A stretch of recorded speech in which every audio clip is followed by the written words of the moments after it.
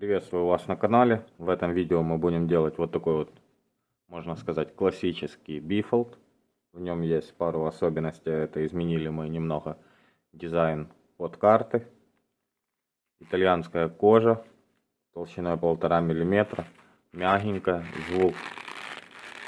Я просто от него в восторге. Этот скрип. Что мы имеем? Хлястик продублированный кожей с двух сторон лицевой стороной, нержавеющая кнопка.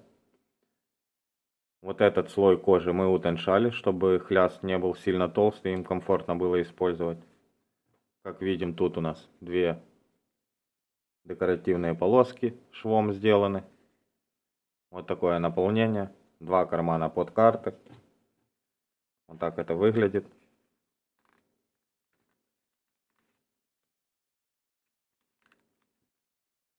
Под картами есть еще один карман. Так же само у нас есть карман под монетницей.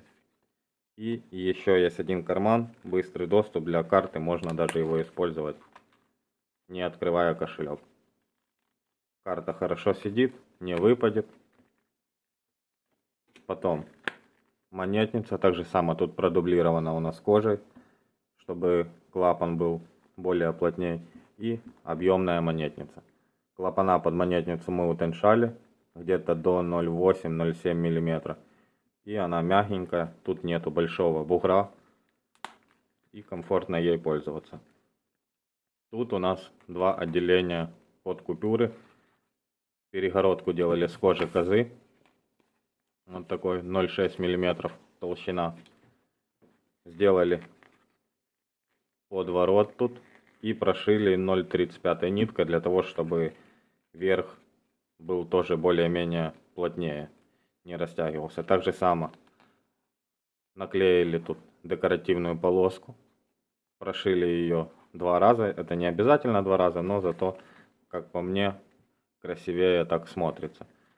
Первое — это декоративная полоска. Второе — она также само несет свою функцию.